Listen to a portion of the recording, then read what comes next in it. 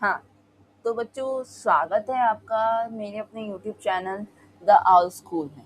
ठीक है, तो आज अपन क्या पढ़ने वाले हैं? आज अपन पढ़ने वाले हैं टेंसेस को। ठीक है, इंग्लिश लिटरेचर का नहीं, सॉरी, मतलब इंग्लिश ग्रामर का ये वो वाला टॉपिक है जो टॉपिक नॉर्मली बच्चों को बहुत ज़्यादा डराता है। नॉर्मली उनको ये टॉपिक समझ में नहीं आता है। अगर वो 7th क्लास में इस टॉपिक को पढ़ते हैं तो उसको उनको रिपीट करना पड़ता है। 8th क्लास में फिर से पढ़ते हैं, then repeat in 9th class again, बार बार, मतलब है ना, उनको समझना पड़ता है। मतलब 7th क्लास में याद करा फॉर्मूलाज कैसे तैसे याद करके हमने एग्जाम दिया दे लिया भाई। ठीक है, देन अगेन इन 8th क्लास वापस से सेम प्रोसेस चलता है, फॉर्मूला याद करने पड़ते हैं, कैसे तैसे याद करके तुम लोग एग्जाम देती हो। Then again in 9th class वही प्रोसेस चलता है और वो कंटिन्यू होता रहता है तुम्हारे 10th क्लास में, फिर कंटिन्यू 11th और 12th। बहुत कम बच्चे हैं जो कि टेंसेस को टोटली ढंग से समझ पाते। ठीक है, तो अपन लोग आज क्या करने वाले हैं ना, आज इस टेंसेस को ही पूरा का पूरा ढंग से समझेंगे कि भाई टेंसेस में आखिर होता क्या है ऐसा। मतलब मेरे को पता है, तुमसे अगर मैं पूछूं कि भाई टेंसेस 3 प्रकार के होते हैं, ये सब तुमको आता है, मुझे पता है। मैं तुमसे ये नहीं पूछ रही कि टेंसेस कितने प्रकार के होते हैं। मैं तुमको ये है ना जो यहाँ पे क्या बताऊंगी इस क्लास में मैं तुमको ये बताने वाली हूँ कि हाँ, इस क्लास में मैं तुमको ये बताने वाली हूँ कि अपन टेंसेस को किस तरीके से टेंसेस को समझ सकते हैं। एक छोटी सी टेबल और हर चीज को, मतलब अपन हर चीज के पीछे का क्यों और क्या को समझेंगे। ठीक है, और मैं तुमको सिर्फ 2 टेबल बनवाऊंगी। तो मैं तुमको सिर्फ 2 टेबल बनवाऊंगी, वो दोनों टेबल अगर तुमको ये 2 टेबल्स याद हो गए मीन्स टेंसेस याद हो गए। एंड ये कोई वो ट्रेडिशनल वाली टेबल नहीं है जिसमें फॉर्मूलाज है, इज एम आर सब्जेक्ट वो सब उसमें लिखा हुआ रहता है। वो ट्रेडिशनल टेबल नहीं है। ये टेबल मेरी अपनी बनाई हुई है। जब मैंने टेंसेस को समझा था तो मैंने इन सब कॉन्सेप्ट को अपने हिसाब से ट्विस्ट करके बनाया था। ठीक है, तो अब वही चीज मैं तुम्हारे साथ करने वाली हूँ। अब मुझे ये बताओ कि अगर मैं तुमसे ये पूछूं कि टेंसेस कितने प्रकार के होते हैं तो तुम मुझे क्या जवाब दोगे कि कितने प्रकार के होते हैं टेंसेस? बोलोगे कि मैम 3 प्रकार के होते हैं, प्रेजेंट पास्ट और फ्यूचर। अरे ये इतना कैसे हो गया? बोलोगे कि मैम 3 प्रकार के होते हैं, प्रेजेंट पास्ट और फ्यूचर। ठीक है, तो अब अपन लोग क्या करने वाले हैं ना कि इन 3 प्रकारों को मना करते हैं कि भाई 3 प्रकार के नहीं है, टेंसेस 2 प्रकार के होते हैं। 2 प्रकार के कौन से होते हैं? अकॉर्डिंग टू टाइम, ठीक है, अकॉर्डिंग टू टाइम और अकॉर्डिंग टू वर्क। ठीक है, टाइम और वर्क इसके आधार पर होता है। तो बोले अच्छा ठीक है मैम, टाइम और वर्क। मैम ये कौन सी बुक में लिखा है? तो भाई किसी बुक में नहीं लिखा है, ये मैंने अपनी दिमाग की उपज है। मेरे को जब टेंसेस के कॉन्सेप्ट को बहुत ढंग से समझना था तो मैंने ये चीज बनाई थी 10th क्लास के अंदर। ठीक है, इवन दो मेरे को इसको प्रैक्टिस करना पड़ा था 11th और 12th क्लास के अंदर। इस कॉन्सेप्ट को पूरा मतलब अपने अंदर रहना जो एब्जॉर्ब करने के लिए मुझे बहुत प्रैक्टिस करनी पड़ी थी।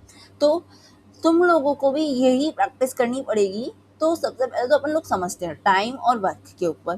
तो समय के अनुसार कहते हैं, तो समय के आधार पे कैसे होते हैं? समय के आधार पे समय से ही जा रहा है कि अच्छा ठीक है प्रेजेंट पास्ट फ्यूचर हो गया। तो यस, प्रेजेंट, फिर पास्ट,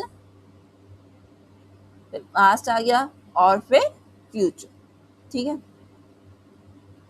उसके बाद वर्क के आधार पे कौन से होते हैं? अब अपन लोग यही पढ़ते हैं कि मैम टेंसेस के ना 3 प्रकार होते हैं। अगर मैं तुमसे पूछूं टेंसेस के कितने प्रकार होते हैं जो तुमने नॉर्मली पढ़ा है, तो बोलोगे कि मैम टेंसेस के तो 3 प्रकार होते हैं। ठीक है, ये 3 प्रकारों के 4 प्रकार होते हैं और उन 4 प्रकारों के भी 4 प्रकार होते हैं। ये होता है तुम्हारा, ये प्रोसेस होता है ना, यही पढ़ते हो ना स्कूल में भी कि भाई 3 प्रकार है, प्रेजेंट पास्ट फ्यूचर, उसके 4 प्रकार है, simple, continuous, perfect, perfect continuous. ठीक है, ये 4 प्रकार है। इन 4 प्रकारों के भी 4 प्रकार है कि भाई अफर्मेटिव आ जाएगा, निगेटिव आ जाएगा, इंटेरोगेटिव आ जाएगा और इंटेरोगेटिव निगेटिव आ जाएगा। ठीक है, तो इस तरीके से ही पढ़ते हो। तो अपन लोग ना अपना यही ट्विस्ट और टर्न्स को खत्म कर रहे हैं कि भाई 4 प्रकार 3 प्रकार अपन ऐसे नहीं पढ़ रहे हैं। अपन लोग कह रहे हैं कि भाई टेंसेस के नॉर्मली 2 प्रकार होते हैं। अरे रिजल्ट चल रहा था क्या? अकॉर्डिंग टू वर्क और टाइम। अब टाइम के अनुसार तो हमें पता है कि कौन कौन से हो गए। अब वर्क के अनुसार भी समझ ले, तो वर्क के अनुसार हो जाएगा तुम्हारा सबसे पहला तो सिंपल, सिंपल जिसको अपन इनडेफिनिट टेंस भी बोलते हैं। इंडेफिनिट, ठीक है। सिंपल के बाद आता है कंटिन्यूस, कंटिन्यूस कंटिन्यूस के बाद आता है परफेक्ट, और परफेक्ट के बाद आता है परफेक्ट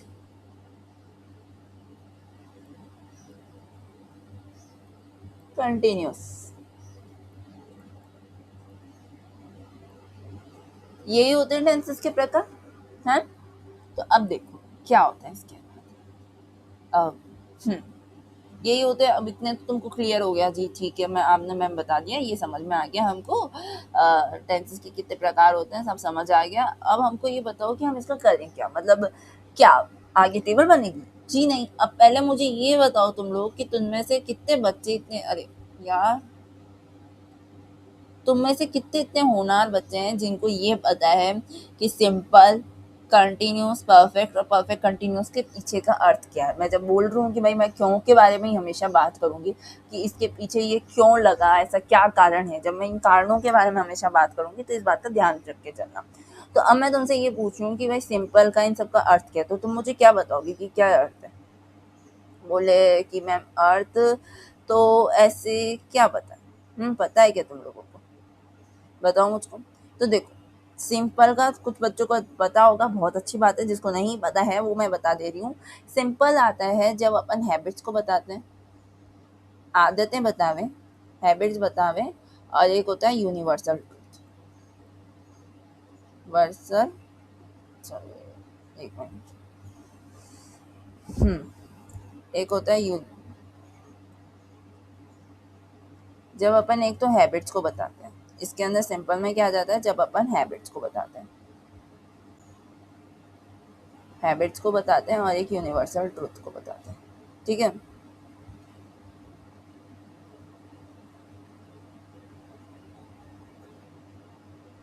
ठीक है। तो अब हैबिट्स और यूनिवर्सल ट्रूथ ये कैसे रहते हैं कि भाई ये चाहे तुम प्रेजेंट की बात करो, चाहे पास्ट की बात करो, या फिर फ्यूचर की बात करो, ये सब में समान ही रहेंगे। फॉर एग्जाम्पल मैं तुमको कैसे सिंपल टेंस का समझा सकती हूँ कि जैसे है ना, जो तुम लोग ये मानो कि तुम्हें आदत बतानी हो, तो तुम्हारी प्रेजेंट की आदत क्या होगी भाई, है ना, जो प्रेजेंट पे तुम अभी है ना स्कूल जाते हो, तो तुम डेली 6 बजे उठ के स्कूल जाते हो, ये तुम्हारी एक आदत है, डेली की आदत है। तो ये प्रेजेंट सिंपल टेंस का आंसर हो जाएगा कि भाई मैं डेली सुबह 6 बजे उठ के स्कूल जाता हूँ या जाती हूँ। अब पास्ट टेंस में आ जाओ। अब पास्ट टेंस में अब सपोज करो कि अब ना जो भाई तुम लोग ना, जब पास में यानी फ्यूचर के अंदर जब तुम इस बारे में सोचोगे, जब तुम कॉलेज आ जाओगे और तुम्हें अपने दोस्त को बताना होगा, तुम्हारे दोस्त ने तुमसे सपोज करो पूछा कि भाई तू कितने बजे सुबह स्कूल जाता था या जाती थी, तो तुम क्या बोलोगे? तो बोलोगे मैम मैं डेली सुबह 6 बजे उठ करके स्कूल जाता था। अब देखो बीच का पीछे का सिर्फ था और है में अंतर आया था। जब अपन प्रेजेंट टेंस में बात करें, यानी अभी अगर मैं तुमसे ये सवाल पूछती हूँ तो तुम मुझे बोल रहे हो कि हम डेली सुबह 6 बजे उठ के स्कूल जाते हैं, ठीक है। पास्ट टेंस की बात कर रहे हैं, जब पास्ट टेंस में जब तुम इस बात को बताओगे तो तुम क्या बोलोगे? हम डेली सुबह 6 बजे उठ के स्कूल जाते थे। अब फ्यूचर टेंस की बात आ जाए तो तुम क्या बोलोगे कि भाई फ्यूचर टेंस में हो सकता है कि भाई तुम ऑफिस जाओ, तो बोलोगे है ना कि हम लोग ना, जो भाई ये भविष्य में मैं है ना जो 6 बजे उठ करके ऑफिस जाऊंगा, या फिर मैं भविष्य में 9 बजे ऑफिस जाऊंगा डेली, ठीक है, या जाऊंगी। तो बात तो समझ आ रही है ना कि हैबिट्स बताने में कैसे ये सिंपल टेंस का इस्तेमाल हो रहा है। उसके बाद आता है यूनिवर्सल ट्रूथ। अब देखो हैबिट्स के साथ प्रेजेंट, पास्ट, फ्यूचर तीनों में चलता है हैबिट्स। यूनिवर्सल ट्रूथ यानी सार्वभौमिक सत्य, ऐसा सत्य जिसको कोई झुटला नहीं सकता। फॉर एग्जाम्पल अगर मैं तुमको बोलूं कि सन इज राइजेज फ्रॉम ईस्ट, मतलब सन ईस्ट से, पूरब से सूर्योदय होता है, तो क्या मैं गलत बोल रही हूँ? तुम बोलोगे नहीं मैम आप सही बोल रहे हो। तो बस इस चीज को तुम लोग मेरे झुटला नहीं सकते ना। इवन हाँ अगर मैंने कहा कि सूर्य अस्त तो पश्चिम से हो नहीं होता है, पूरब से ही होता है, तब तुम मुझे बोलोगे कि नहीं आप गलत हो मैम, क्योंकि सूर्योदय यानी सनराइज ईस्ट में नहीं होता है, सॉरी ईस्ट में नहीं, वेस्ट सूर्योदय, मैं भी यार क्या, मैं भी कंफ्यूज हो गई तो चलो मैं वापस से पूछती हूँ। अगर मैं तुमको ये बोलूँ कि भाई सूर्योदय यानी सनराइज ईस्ट से होता है, तो मुझे बोलोगे भाई सही है। लेकिन अगर मैंने वहीं पे बात को ट्विस्ट कर दिया, मैंने बोला कि सनराइज तो ईस्ट से होता है, लेकिन सनसेट भी ईस्ट से ही होता है, वो भी पूरब से ही होता है, तो तुम मुझे मना कर दो कि आप यहाँ पे गलत हो। सनसेट पूरब से नहीं होता, ईस्ट से नहीं होता, वो तो पश्चिम से होता है, वेस्ट से होता है। ठीक है, मुझे यही बोलोगे ना तुम लोग, तो बस यही यूनिवर्सल ट्रूथ है, और ये यूनिवर्सल ट्रूथ हमेशा प्रेजेंट टेंस में होता है, मतलब वो सत्य है। जैसे मैंने अगर है ना, जो यूनिवर्सल ट्रूथ है कि भाई जो मणिकर्णी है ना, वो दुनिया की बहुत सुंदर पेंटिंगों में से एक है, तो तुम लोग बोलोगे हाँ सही है। तो अगर मैंने कहा कि वो नहीं है, वो नहीं है, दुनिया की सुंदर पेंटिंग्स में से एक नहीं है, तो तुम बोलोगे नहीं मैम आप गलत बोल रहे हो। तो भाई इस चीज का ध्यान रखना कि भाई जब हैबिट्स की बात हो तो क्या आएगा, हैबिट्स की बात हो तो प्रेजेंट पास्ट फ्यूचर में तुम्हारी जितनी भी हैबिट्स है वो सब किस में आ जाएगी, सिंपल टेंस में। और जब किसी सच की बात हो रही हो यूनिवर्सल ट्रुथ की, तो वो भी किस में आएगा, सिंपल टेंस में। बट सिंपल टेंस जब यूनिवर्सल ट्रुथ की बात हो तो कौन सा लगेगा, प्रेजेंट का लगेगा। ठीक है, ये तो सिचुएशन बेस होगा, अपना जो हैबिट वाला है वो तो सिचुएशन बेस होगा। अगर पास्ट दिख रहा है तो पास्ट लगाओ, प्रेजेंट दिख रहा है तो प्रेजेंट लगाओ, फ्यूचर दिख रहा है तो फ्यूचर लगाओ। तो बोलो मैम पता कैसे चलेगा कि भाई है ना इसमें प्रेजेंट पास्ट फ्यूचर में से क्या लगेगा। तो देखो ये चीज भी तुमको पता चलेगी, मुझे मैं ना जो अपन आगे जब अपना लेक्चर डेवलप होगा तो अपन सब पढ़ेंगे। जब तक के लिए तुमको सिर्फ इतना ध्यान रखना है कि भाई ऐसा होता है, समझ गए। अब चलो आगे अपन है ना जो दूसरा पढ़ लेते हैं, अपने को समझ आ गया सिंपल टेंस कैसे यूज आता है। अब अपन पढ़ते हैं सिंपल के बाद कंटिन्यूअस टेंस। ठीक है, कंटिन्यूअस टेंस के बारे में अगर मैं तुमसे पूछूं कि कंटिन्यूअस टेंस में मतलब कंटिन्यूअस टेंस के बारे में तुम क्या समझते हो, तो तुम में से कुछ बच्चों को आज तो आंसर होगा NUOUS। हाँ, तुम में से कुछ बच्चों के पास आंसर होगा कि मैम कंटिन्यूअस टेंस तो ये है वो है, और कुछ बोलेंगे मैम क्या है। तो देखो कंटिन्यूअस टेंस यानी इसमें से एक शब्द तुमको है ना याद रखना पड़ेगा, ये वाला कंटी CONTIN। ये जो शब्द है, क्या ये शब्द थोड़ा सुनावा सुनावा नहीं लग रहा, बोलोगे हाँ मैम ऑफकोर्स लग रहा है। ये तो कंटिन्यू का स्पेलिंग थोड़ी गलत है क्योंकि इसमें NU के बाद OUS लगती है। ठीक है, अरे है तो कंटिन्यू के बारे में ही बात हो रही है ना, कंटिन्यू के बारे में ही बात हो रही है। तो इधर वही हो रहा है। कंटिन्यूअस टेंस, कंटिन्यू का अर्थ होता है किसी चीज का चलना कंटिन्यूटी में, तो कंटिन्यूअस टेंस का भी अर्थ होता है कि जो कोई काम अपने आप में चल रहा हो। ठीक है, वो कंटिन्यूअस टेंस है। अब फॉर एग्जाम्पल, चलने का अर्थ चल रहा हो, अपन इसको कैसे देख सकते हैं एग्जाम्पल के लिए, प्रेजेंट पास्ट फ्यूचर, ये तो तीनों में लगेगा। अब इसमें कोई यूनिवर्सल ट्रुथ जैसा नहीं है, ये तो प्रेजेंट पास्ट फ्यूचर तीनों के लिए एक्साइड। ठीक है, अब कैसे है तो देखो, अगर अपन प्रेजेंट की बात करें कि भाई प्रेजेंट में universal truth, sorry universal truth नहीं, कंटिन्यूअस टेंस कैसे यूज आ रहा है, तो भाई प्रेजेंट में यूज आने का अर्थ है कि भाई मैं खाना खा रहा हूँ, पीछे जहाँ लग रहा है भाई मैं खाना खा रहा हूँ, मैं खेल रही हूँ, मैं नृत्य कर रही हूँ, ये सब क्या है, कंटिन्यूअस टेंस के एग्जाम्पल। तुम बोलोगे मैम यार आप इंग्लिश पढ़ा रहे हो तो हिंदी में ये सब क्यों बता रहे हो, तो मैं भाई है ना इंग्लिश पढ़ा रही हूँ, लेकिन फिलहाल अपना मेन फोकस है कि भाई कॉन्सेप्ट क्लैरिटी है, बजाय इसके कि मैं तुमको इंग्लिश पढ़ा रही हूँ तो हर चीज इंग्लिश में बोल बोल करके चली जाओ। कॉन्सेप्ट क्लियर करो, द्विभाषी होने का हमेशा अपने फायदा उठाया करो।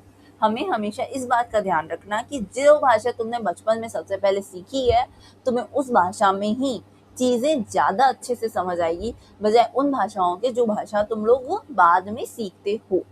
ठीक है, इस कारण मैं ये सब हिंदी में पहले बता रही हूँ ताकि कंटिन्यूअस टेंस तुम्हें क्लियर हो जाए कि भाई कंटिन्यूअस टेंस के कोई काम जब चल रहा हो, कोई काम हो रहा हो, जैसे खाना खाने का काम हो रहा है, तो वो सब कंटिन्यूअस टेंस है। अब पास्ट टेंस क्या बनेगा कि पास्ट टेंस ये है कि मैं तो पहले खाना खा रहा था, मैं तो पहले नृत्य कर रही थी, तो ये सब क्या हो गया, अब थी लग गया तो वो पास्ट टेंस बन गया। और साथ में कौन सा एक शब्द लग गया, पहले, मतलब पहले यानी जब इस काम को करने से पहले मैं कोई और दूसरा काम कर रही थी। ठीक है, उसके बाद फ्यूचर टेंस, फ्यूचर टेंस क्या होगा कि भाई अब कोई काम तुम है ना जो फ्यूचर में करोगे, जैसे कि रात को तुम 8 बजे डेली खाना खाते होगे, तो बोलोगे कि तुम्हारे दोस्त ने सपोज करो तुमसे पूछा कि भाई तू रात को 8 बजे खेलने आएगा क्या, तो तुम लोग बोलोगे कि नहीं यार रात को 8 बजे तो हम लोग खाना खा रहे होंगे। तो बात वहीं खत्म हो गई। तो वो क्या हो गया, फ्यूचर कंटिन्यूस टेंस। उम्मीद करती हूँ फ्यूचर कंटिन्यूस टेंस भी समझ आ गया होगा कि भाई कंटिन्यूस टेंस कैसे यूज आता है। ठीक है, अब कंटिन्यूस टेंस के बाद कौन सा दूसरा टेंस बचता है, परफेक्ट टेंस। ठीक है, तो अब अपन लोग परफेक्ट टेंस को भी समझ लेते हैं कि परफेक्ट टेंस यूज कैसे आता है। हाँ, तो परफेक्ट टेंस यानी तुमको परफेक्ट शब्द को सुन करके क्या समझ आ रहा है कि परफेक्ट क्या बोल रहा है। अगर मैं परफेक्ट शब्द लिखती हूँ तो ये बोल क्या रहा है परफेक्ट टेंस। हम तुम बोलोगे कि मैम परफेक्ट शब्द का अर्थ क्या है, तो परफेक्ट यानी जब कोई काम शायद परफेक्टली हुआ, उसमें किसी प्रकार की जब कोई कमी नहीं होती वो परफेक्ट टेंस है, राइट। तो एग्जैक्टली परफेक्ट टेंस यानी जिसमें किसी भी प्रकार की कोई कमी ना बचे, तो वो काम परफेक्टली हुआ। ठीक है, तो ये हो गया परफेक्ट टेंस। तो अब इसमें क्या आ जाएंगे, इसमें कैसे तुम लोग है ना जो बोलोगे कि भाई ये पास्ट का है, फ्यूचर का है, प्रेजेंट का है। ठीक है, तो देखो इसको पता लगाने के लिए तुम लोग ये कर सकते हो कि भाई अभी तुमको है ना जो सपोज करो तुम्हारी मम्मी ने काम दिया था कि भाई झाड़ू काट लो, तो भाई तुमने झाड़ू बहुत अच्छे से काटी, तो मैं अच्छे से झाड़ू काटती हूँ। जैसे कि चाय पानी का काम है। अब ये देखो यूँ रहता है ना कि भाई ये रील्स में भी बहुत चलता है कि भाई तो मैं एक प्रो टिप देता हूँ। मतलब मैंने एक रील देखी थी, उस रील में ऐसा था कि है ना जो वो थोड़ी कार्टून रील थी और बहुत फेमस है, यूट्यूब चैनल बहुत फेमस है, तुमने भी देखी होगी। उसमें यूँ था ना कि भाई है ना वो कार्टून बोल रहा था कि भाई मैं तुमको एक प्रो टिप देता हूँ, अगर तुम लोगों के घर में मेहमान आवे तो गलती से भी उनको अपने हाथ की बनी अच्छी चाय नहीं पिलाना, वरना चाय बनाने का ठेका तुम्हारे ही हाथ में आ जाएगा हमेशा के लिए। तो वो क्या बोल रहा था कि परफेक्ट चाय कभी मत बनाना। हाँ, क्या हुआ है ऐसा तुम्हारे साथ, तो जैसे बोलते ना ये चाय तो बहुत अच्छी बनाता है, होता है। हाँ, या फिर ये काम बहुत अच्छे से करती है इसलिए इसको ही, तो वो सब परफेक्ट टेंस के। या फिर है ना जो तुम ये काम पहले बहुत अच्छा करते हो गया, अब तुम लोग इतना अच्छा नहीं करते तो वो पास्ट टेंस हो गया। एंड फॉर एग्जाम्पल कि तुम ये कह देख सकते हो कि भाई है ना जो तुम्हारे मम्मी पापा को ले लो, तुम्हारे मम्मी पापा छोटे थे तो वो छोटे जो बच्चों वाले खेल होते हैं ना गिल्ली डंडा के और बहुत सारे, वो खेल बहुत अच्छे से खेलते होंगे, उनको आते भी होंगे। ठीक है, लेकिन अब जब बड़े हो गए हैं तो उस सेम खेल को खेलने में अब वो लोग बोल रहे कि पहले तो हम बहुत अच्छे से खेल लेते थे, लेकिन अब ना जो हमें है ना जो हम इतना अच्छे से नहीं खेल पा रहे। ठीक है, तो वो पहले की परफेक्शन की बात हो रही, तो वो पास्ट टेंस हो गया। फ्यूचर में अब सर ना जो फ्यूचर टेंस की क्या होगी कि भाई सपोज करो कि तुम कोई स्किल सेट डेवलप कर रहे हो, जैसे कि तुम म्यूजिक का तुम गिटार बजा रहे हो, तुम लोग है ना जो मतलब कि कंप्यूटर के अंदर गेमिंग का स्किल सेट डेवलप कर रहे हो, कुछ भी डेवलप कर रहे हो, कोई भी स्किल तुम लोग बना रहे हो, फ्यूचर में तुम लोग उसको इतना परफेक्ट कर लोगे, फ्यूचर में तुम लोग उस काम में इतने माहिर हो जाओगे कि भाई तुम उसको अर्निंग में कन्वर्ट कर सको, तो वो भी फ्यूचर टेंस का परफेक्ट है। समझ आया कि भाई फ्यूचर टेंस में परफेक्ट को अपन कैसे यूज लाएंगे, पास्ट में कैसे यूज लाएंगे और प्रेजेंट में कैसे यूज लाएंगे। मैं देखो अभी इसमें मैं कोई तुमको सेंटेंस नहीं दे रही हूँ मोटा माटी कि भाई ऐसे सेंटेंस बना लो, ये कर लो वो कर लो, कोई सेंटेंस नहीं मिल रहा है तुमको मोटा।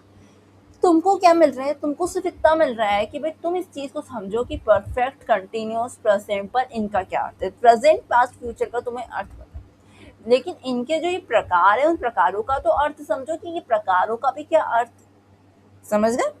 तो उम्मीद करती हूँ कि तुमको ये भी समझ आ गया होगा, प्रकारों के भी अर्थ समझ आ गए होंगे।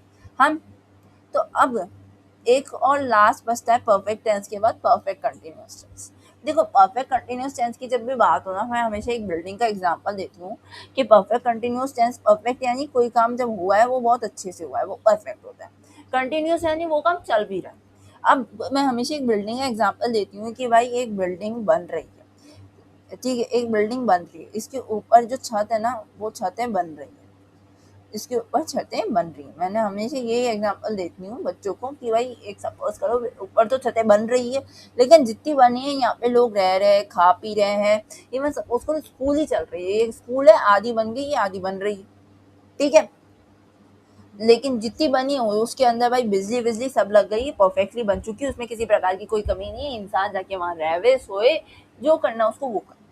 ठीक है, और ऊपर बन रही है, तो ये हो गया परफेक्ट कंटिन्यूअस का एग्जांपल। समझ गए, परफेक्ट कंटिन्यूअस का एग्जांपल। अब इतना तो तुमको समझ आ गया होगा कि भाई ठीक है, अब मैं परफेक्ट, कंटिन्यूस ये सब हमको समझ आता है। ठीक है, उम्मीद करती हूँ कि यहाँ तक अगर लेक्चर तुमको समझ आया है तो फिर चलो अब अपन आगे बढ़ते हैं। और आगे अपन लोग ना अब पढ़ने वाले हैं अपन दूसरा लेक्चर, दूसरे चीज कि इन 4 प्रकारों के जो 4 प्रकार होते हैं, अफर्मेटिव, निगेटिव, इंटेरोगेटिव। अरे अफर्मेटिव, अब देखो इनको अगर मोटे मोटे समझाऊं तो अफर्मेटिव वाला प्रकार जो होता है वो हमेशा कहता है भाई हाँ मैं बात कर, तू ना मैं कभी बात कर ही नहीं सकता। ठीक है, वो अफर्मेटिव। निगेटिव, कोरोना में निगेटिव शब्द तो बहुत चला था जी ना, उसका क्या अर्थ था, अगर निगेटिव होता था यानी बहुत अच्छी बात है, निगेटिव यानी कि ना में बात करना हमेशा। ठीक है, निगेटिव के बाद कौन सा आता है, इंटेरोगेटिव। निगेटिव के बाद आता है इंटेरोगेटिव। Interrogative,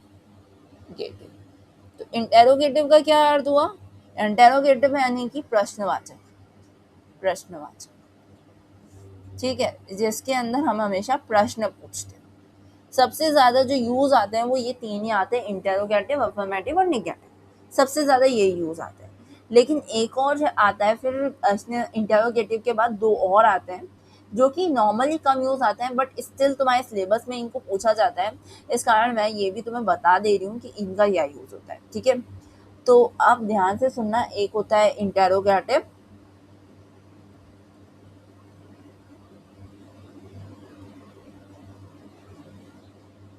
interrogative, negative.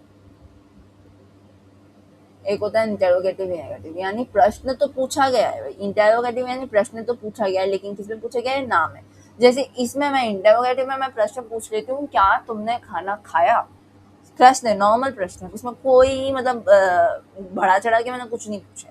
लेकिन इंटेरोगेटिव नेगेटिव में मैं क्या बोलूँ, क्या तुमने खाना नहीं खाया, तो ये क्या हो गया, नहीं लगा दिया मैंने, बस नहीं लगा दिया, वो इंटेरोगेटिव नेगेटिव सेंटेंस बन गया। और एक आता है डबल इंटेरोगेटिव। ठीक है, एक होता है डबल इंटेरोगेटिव।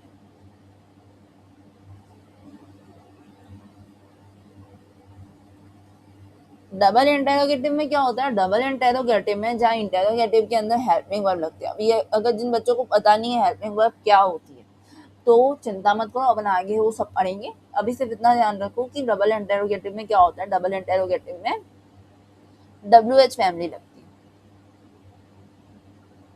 WH फैमिली लगती है। ठीक है, डबल इंटेरोगेटिव के अंदर WH फैमिली यानी कि वॉट, अरे यार फिर से हो गया क्या, वॉट लग गया, वाई लग गया,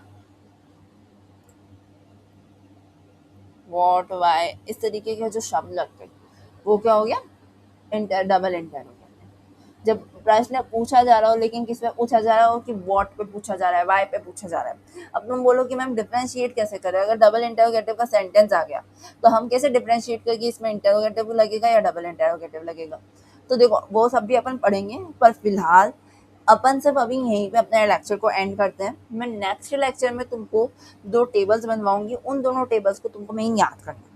इस वाले लेक्चर में तो मेरा सिर्फ फिलहाल यही मकसद था कि तुम्हारा एक फाउंडेशन, एक बेस में रेडी कर लूँ, जिस बेस के अनुसार तुमको जब मैं नेक्स्ट लेक्चर में आऊँ तब तक तुमको ये पता हो कि मैम है ना जो इंटेरोगेटिव, नेगेटिव ये सब क्या होते हैं, टेंसेस के अंदर जो प्रकारों के प्रकार होते हैं, मतलब प्रेजेंट, पास्ट, फ्यूचर के जो प्रकार होते हैं, प्रेजेंट, कंटिन्यूअस, परफेक्ट, सिंपल, इन सब प्रकारों का क्या अर्थ होता है।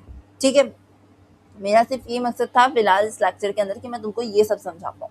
अगर तुमको ये सब प्रकारों का अर्थ समझ आया है, मज़ा आया लेक्चर में, तब तो भाई बहुत अच्छी बात है। आगे भी इस लेक्चर को अपने दोस्तों के साथ शेयर करना जिसको टेंसेस पढ़ने में बहुत प्रॉब्लम आती है। ठीक है, और मेरे चैनल को सब्सक्राइब कर लेना, लाइक कर लेना और शेयर भी कर लेना। ठीक है, जब तक के लिए बाय बाय, और ऐसे ही पढ़ते रहना, अपने को एग्जाम में अच्छे मार्क्स